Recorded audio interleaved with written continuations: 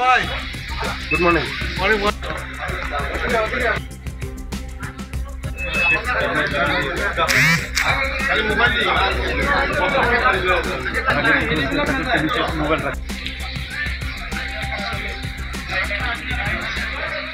সমগ্র ভারতের লগত আজি করিমগঞ্জত অনুষ্ঠিত হব ভোট গণনা পর্ব। আমি বর্তমানে উপস্থিত হয়েছি করিমগঞ্জ কলেজত। আপনি দেখিবলৈ পাইছে করিমগঞ্জত কলেজত অনুষ্ঠিত হব ভোট গণনা পর্ব। আর ইতিমধ্যে করিমগঞ্জের নিরাপত্তা রক্ষী বাহিনী কটকটে ব্যবস্থা গ্রহণ করে তোলা হয়েছে।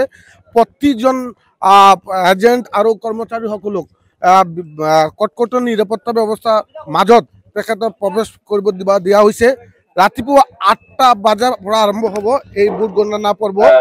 ইতিমধ্যে কৰিমগঞ্জত এই গণনা পৰ্বলৈ জেলা প্ৰশাসনে কঠোৰ নিৰাপত্তা ব্যৱস্থা গঢ়ি তোলা হৈছে। কৰিমগঞ্জত ৭ নং কৰিমগঞ্জ লোকসভা নিৰ্বাচনত প্ৰতি লক্ষ্য ৰাখি কৰিমগঞ্জত দেখা গৈছে এক উখল মাখল পৰিৱেশত। ইতিমধ্যে কৰিমগঞ্জ কলেজৰ কৰিমগঞ্জ কলেজৰ 100 মিটার চারিফালে 144 দ্বারা জারি করা হয়েছে।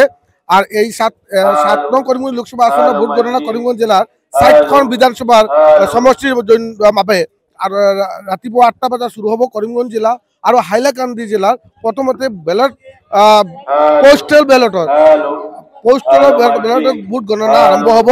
আর আপনি দেখিবলৈ পাইছে করিমগঞ্জত এই 4খন বিধানসভার মাজত ভোট গণনা প্ৰথম পৰ্যায় আৰম্ভ হ'ব। এই 4খন ব্যালটৰ এখন ৰুমৰ মাজত আছে 14খন টেবুল আৰু 14খন টেবুলৰ মাজত প্ৰতি একজন AR থাকিব। আৰু এই AR তেখেতৰ বিভিন্ন কাৰ্যক্ৰম আৰু ভোট গণনা প্ৰক্ৰিয়াৰ মাজত শুৰু হ'ব। আৰু আজি কৰিমগঞ্জত সমগ্ৰ ভাৰতৰ লগত কৰিমগঞ্জতো ভোট গণনা পৰ্ব কিছুমান ঘণ্টাৰ পিছত জানা যাব কোনে হ'ব, কোনে চৰকাৰ গঠন কৰিব। আজি ঐতিহাসিক দিন আৰু এই ঐতিহাসিক দিনৰ মাজত কৰিমগঞ্জত 7 নং লোকসভা নিৰ্বাচনেৰ কৰিমগঞ্জ হাইলাকান্দি মিলি গঠন কৰা হয়েছিল। আৰু ইতিমধ্যে আমাৰ ক্যামেৰা পাৰ্সনে দেখাব যে নিৰাপত্তা ৰক্ষী প্ৰতিখন কৰ্মচাৰী হোক, ৰাজনৈতিক নেতা আৰু এজেন্টৰও বিভিন্ন দায়িত্ব পালন কৰি আছে। তারা চেকিংয়ের মাধ্যমে প্রবেশ কলেজের খেলপথারত প্রবেশ করিয়ে ব্যবস্থা গ্রহণ করা হয়েছে। আর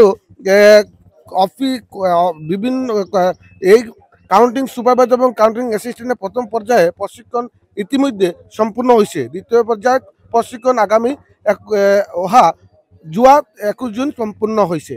অফিসিয়াল রেকর্ডিং ছাড়া আরও কোনো ধরনের স্টিল বা ভিডিও রেকর্ডিং গণনা কক্ষের ভিতরে কোনো অবস্থায় প্রবেশ যাতে না হয় এইভাবে জেলা প্রশাসনে আরও পুলিশ আরক্ষী বাহিনী কটকটে নিরাপত্তা গড়ি তোলা হয়েছে। করিমগঞ্জ লোকসভার এইবাৰ নিৰ্বাচনত কোনে আসিব ইয়া হৈছে অহা কিছুমান মাত্ৰ কয়েক ঘণ্টাৰ পিছত পৰলৈ আহিব। আৰু কোনে জিতিব ইয়াতে দেখা গৈছে কিছু কৰিমগঞ্জত বিশেষকৈ আশা কৰা হৈছে যে বিজেপি আৰু কংগ্রেসের মাজত যুঁজ হ'ব এবং কোনে শেষে হাসিব এয়া কিছুমান মুহূর্তের পিছতে গম পাওয়া যাব।